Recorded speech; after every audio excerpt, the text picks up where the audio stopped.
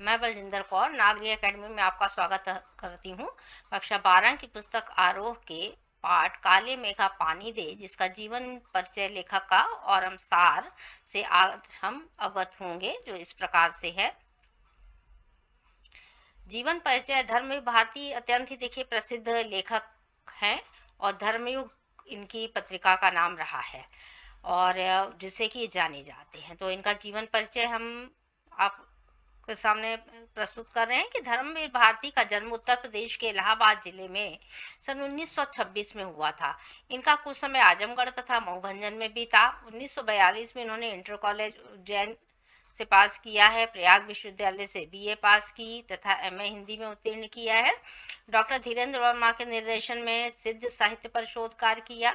1960 में नौकरी छोड़कर धर्मयुग पत्रिका का संपादन कार्य किया है। तो धर्मयुग पत्रिका बहुत ही प्रसिद्ध पत्रिका रही है। कहानी संग्रह इत्यादि और बहुत कुछ उसमें छपता था, जो है अत्यंत ही प्रसिद्ध रही है 1970-75 के उस दशक में। और इन्होंने कवि, उपन्यास, कहानीकार, पत्रकार तथा आलोचक के रूप में हिंदी जगत को अमूल्य रचनाएं प्रदान की हैं। पद्मश्री और व्यास सम्मान से उन्हें नवाजा भी गया है। 1997 में इनका देहांत हो गया है। और रचनाएं, कविता संग्रह देखिए कनुप्रिया, 7 गीत वर्ष, ठंडा लोहा। कहानी संग्रह बंद गली का आखिरी मकान, मर्दों का गांव, चांद और टूटे हुए लोग। उपन्यास है सूरज का 7वां घोड़ा और गुनाहों का देवता।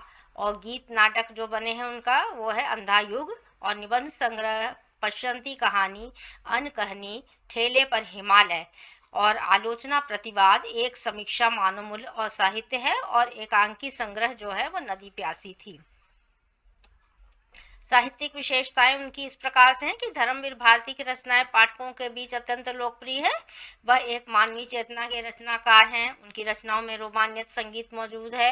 इनका लोकप्रिय उपन्यास देखिए जो है गुनाहों का देवता, एक सरस और भाव प्रधान लोक कथा है। दूसरा लोकप्रिय उपन्यास देखिए सूरज का 7वां घोड़ा पर हिंदी फिल्म बन चुकी है। इस उपन्यास में प्रेम को केंद्र में रखकर निम्न मध्यम वर्ग को की जो हताशा है, आर्थिक संघर्ष है, नैतिक विघटन है, अनाचार है, उसको चित्रित किया गया है इसमें। और काले मेघा पानी दे का सारांश जो है इस प्रकार से है। ये काले मेघा पानी दे देखिए शीर्षक जो है, पहले आप जब उसको समझ लेंगे कि एक काले मेघ कहते हैं बादलों को, तो काले बादलों से जो है आग्रह किया जा रहा है, प्रार्थना की जा रही है। जब पानी नहीं बरसता है तो उस समय किस तरह की हमारे यहाँ मान्यताएं हैं। अभी भी ये मान्यताएं कहीं कहीं गाँवों में अभी भी दिखाई देती हैं। तो उसको लेखक ने एक अंधविश्वास भी माना है। और पानी के लिए इंद्र देवता से किस प्रकार से आग्रह किया जा रहा है, किस प्रकार से विनती हो रही है, प्रार्थनाएं की जा रही हैं कि पानी बरसे। और गर्मी जो है से जो हताश है लोग और पानी नहीं है उससे परेशान हैं। तो उसी पर ये पाठ जो है केंद्रित है पूरी तरह से। तो इसका सारांश इस प्रकार से है कि काले मेघा पानी तो देखिए एक संस्मरण है। तो संस्मरण किसे कहते हैं? जब किसी चीज़ को पुनः हम याद करके जो है कोई घटना होती है उसको हम लिखते हैं, तो वही संस्मरण है। संस्मरण के माध्यम से लेखक ने भारत में फैले अंधविश्वास, मान्यताओं को उजागर करने का प्रयास किया है। लेखक कहते हैं कि जब लोगों की हालात गर्मी से देखी खराब हो जाती है, हालत खराब हो जाती है, तब गाँव के लड़के शोर करते हुए, कीचड़ में लौटते हुए गलियों में घूमते हैं और यह बोलते हैं कि काले मेघा पानी दे। तो एक ये स्लोगन था उनका। उनकी ध्वनि को सुनकर लोग बाहर निकल आते हैं तथा पुकारने पर वह उनके ऊपर पानी डाल देते हैं। लेखक का मानना है कि जो पानी एकत्र किया गया होता है, इस कीमती पानी को लोग उनके ऊपर डाल देते हैं।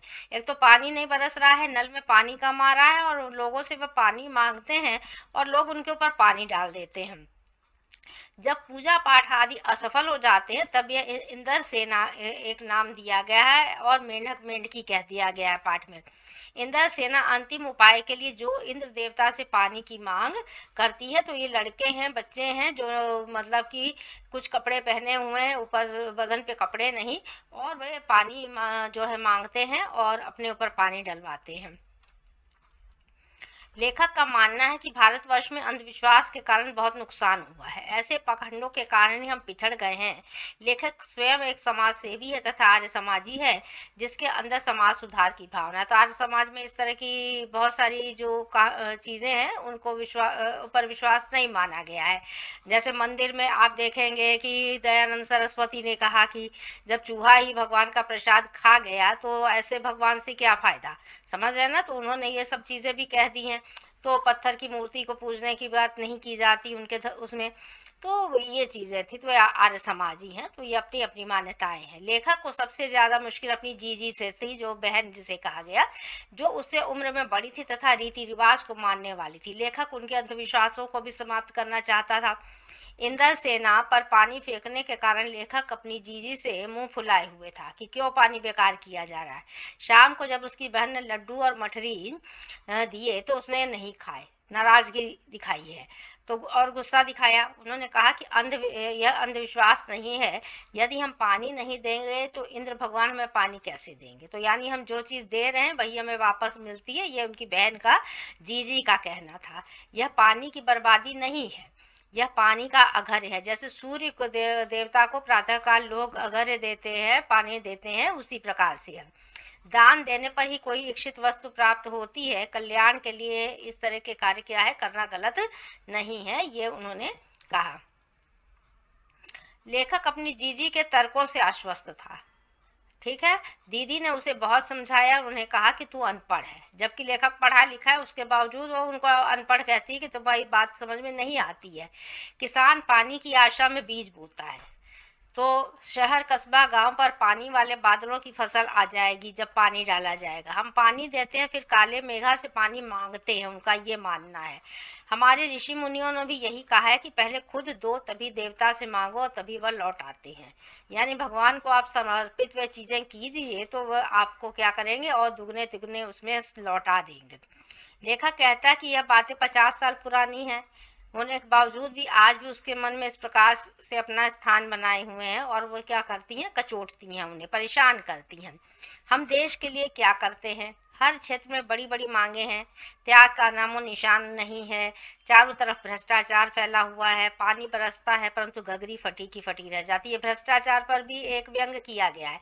बैल प्यासे रह जाते हैं, यह स्थिति कब बदलेगी यह कोई नहीं जानता है। तो इस प्रकार से उन्होंने क्या है, ये एक अंतिम जो पैराग्राफ है उसमें कहने का तात्पर्य यही था कि बैल प्यासे रह जाते हैं। बहुत सारे साधनों से पानी को बचाया जा सकता है, लेकिन 50 साल पहले के जो ये अंधविश्वास है वो वैसे के वैसे हैं जैसे घड़े का टूट जाना, फूट जाना होता है, फट जाता है तो सब बेकार चला जाता है। उसी प्रकार से देश में भ्रष्टाचार चारों तरफ फैला हुआ है और ये चीजें क्या है अभी तक बदल नहीं पा रही हैं। कृपया चैनल को सब्सक्राइब करें, वीडियो को लाइक तथा शेयर करें और कमेंट अवश्य लिखते रहा करें। धन्यवाद।